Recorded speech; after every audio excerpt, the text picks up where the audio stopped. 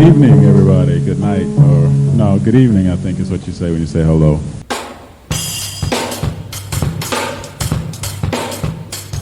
Talking Dirty with Maestro. Not just numbers, Not just stats. it's about what they mean. I'm going to send to you the information. Talking Dirty. And welcome to Talkin Durty with your boy, me. Love seeing some bigs get down. Love seeing some 7-footers get down. And I'm gonna count the 6'11s too. So just go on and chill. Go on and chill. Great game. I'm calling it a great game. Just give me a minute. I know everybody characterized it as a blowout, and on paper it was. The North over G5 this past week. But here's what was key in that game, and what I'm starting to see more of in SimWorld prep, and it is awesome.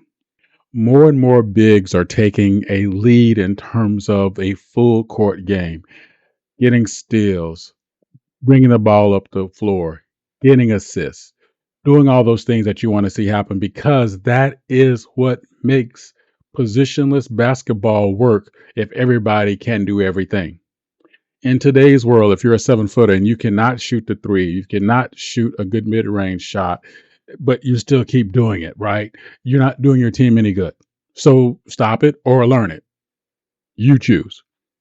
But the idea of what happened in the game this past week, or yesterday, sorry, I should say, Akeem Young and Mitchell Morrison Cole for the North, and Mugen Williams, one of my favorite bigs on the other side. Just the back and forth that happened, at least at the start of the game and then toward the end of the game, was really awesome.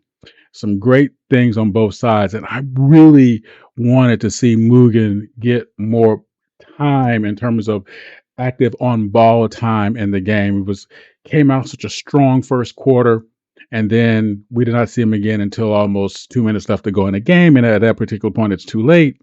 Not sure what the strategy was with coach there. Never going to second guess. That's not what this is about. But this is about the type of play that we saw between two bigs. For instance, the way the interplay between Akeem Young and Mitchell Morrison Cole, they're both are really great natural passers. And you sort of see bigs that can always pass throughout history. That's kind of cool. But the way they pass more like small forwards or even shooting guards. They have a way to pass off the dribble that is really nice. And the way they react to the pass, backside ball, running to the rim in the header transition game, those things, those talents that those two young men interplayed with each other is what I like to see when you see two bigs wing off of each other, because they give their team always a winning combination. Why? One goes to the rim, the other goes to the flat, or I'm sorry, it's not football. I apologize. One goes to the rim, the other goes to the flare. And what happens if I'm bringing the ball up and I see who has leverage, my first read, always to the big closer to the rim. If he's in front, give it to him, let him take it. Otherwise, throw it out to the flare. And if I know he can make that shot, I'm going to feel comfortable with that all day. Mugen Williams was not getting that kind of help on his side, so he was left out a lot. But man, when he got the ball in the paint, he moved the way you want to see a big man move. He moved the way you want to see a big guy handle his business, be able to get down and get in and get back. And I think if it would have been more of that, if he was put in a position for more of that, because I want to be clear about this. I didn't read his lack of performance toward the middle of the game as something he could have controlled. I felt like the strategy went away. I think the strategy went to more mid-range and long-range shots. His game is more beneficial inside. I don't think it was utilized right. I think he did his best with what he had, but he was double teamed on the other side. Plus, he was off leverage in a lot of plays, and just it's not his fault. There's nothing he can do about that. He'll learn to work through that. He'll learn to see how to position himself to be in support, especially once he develops some of those other skill sets that we always like our bigs to do. It's going to be really cool to see when that happens. But that was a really nice game to see 3 cats, 2 7-footers, and 1 6'11er just really get down and get busy and get down with the game. We're going to talk about more how bigs can do that in the second half. So catch me on the other side.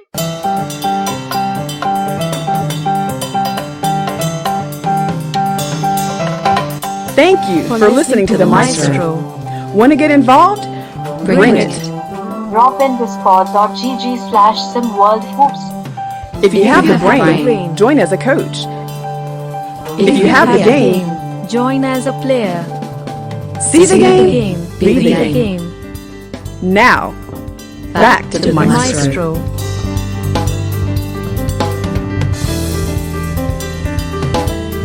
Sorry. We'll be right back. Okay, we're back. And welcome back to Talkin' Dirty with your boy. So let's get back into what I was talking about with effective bigs in the game and how they move, and how I'm sort of seeing the transition of the game happen now. It went from being true bigs back to the basket kind of play. When you see in the traditional big sense, to the bigs that went out to the wing or even shooting threes. And now we're starting to see bigs kind of come back to be sort of a true utility force in this positionless basketball game. Being able to bring the ball up, being able to activate themselves on offense and defense in the transition game as either facilitators or receptacles to what's going on with the play in front of them or behind them, right? Classic big that we always kind of go back to. We talk about Trae Young's game, which is a complete game, how he does handling, like with a pass, gets a lot of steals for a guy who's 7 foot. If you are somebody who's rocking under 6'5" and a 7-footer continuously steals from you, there's some drills that need to be worked on there. But he's so athletic, he makes that happen, right? We get to some other bigs. Corey Yams, another big who has an impressive defensive game, but still is able to sort of make that happen because why? His footwork is so strong and his ability to react to the ball and his hands are so strong. And he just, Yams is one of those players that you see when you watch him play, he has a natural lean toward leverage and process. And that is something that a lot of young players don't have, and he does. And then you come back to some of the other bigs that we talked about, Igauskas, who just, how could you not want a cat like that who can work controlling position from any part of the floor, under the bucket, in the mid range, top of the key. When you have a big who can pass and move the way he does like that, you have no excuse but to have an explosive and effective offense, whether you're in transition or in static play or the half court game. And then again, the bigs that we talked about in the first half with Akeem Young, Mitchell Morrison Cole, Mugen Williams, bigs that are very athletic, very quick on the ball, very quick to move, able to get blocks like all of these guys are. So these bigs, I want to give them a shout out for that because I'm starting to see their game kind of developing into what you want to see the big guys' games be. Talk about that in terms of 3 very quick sections that hopefully will be helpful. 1, each need to develop their own foundation of footwork leverage because everybody's body is different, right? People, whether you're pigeon-toed or bow-legged or all those other things come into play when you talk about actually knowing your body, how to activate your body into leverage. So knowing that physicality of yourself gives you a lot of leadway in terms of how you need to move. That's why kinesiologists are so important in order to help athletes be able to maximize their body's efficiency.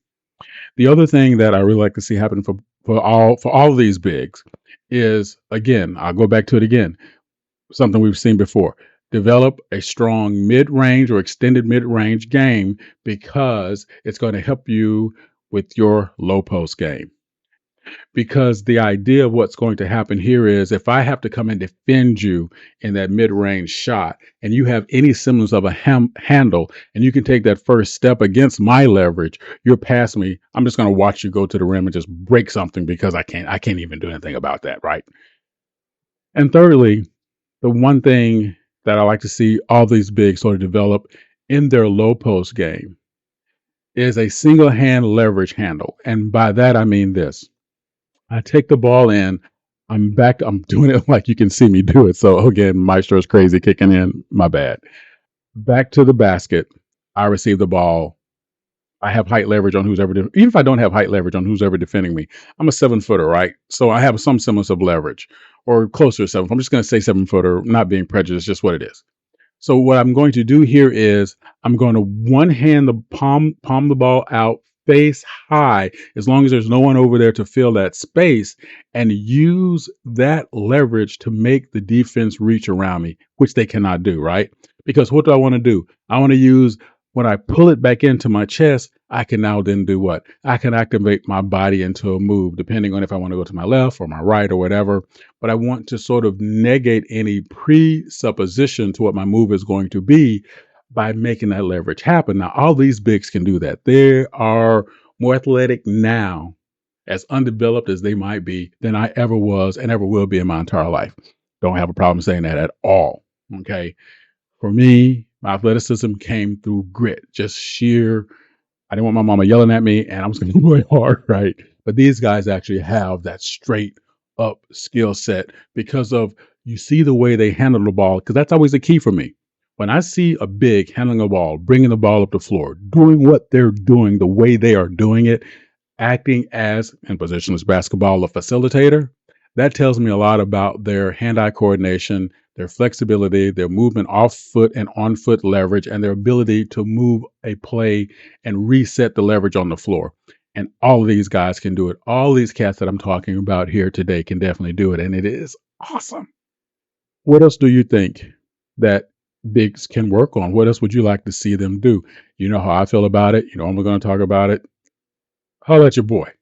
Let's see what's up. You know, the great idea about this is there are no wrong answers, right? Know thyself, as it were, aganon synthon, in the original Greek, right? Know thyself. Let's go and do that. So really, let's get serious about this now. About the Jets in the next Super Bowl. Like, I need to talk to somebody.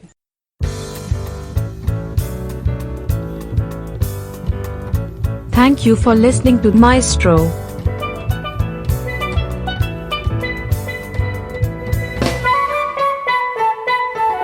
Thank you again for checking out Maestro. Drop a tag below and give us a piece of your mind. See you next time.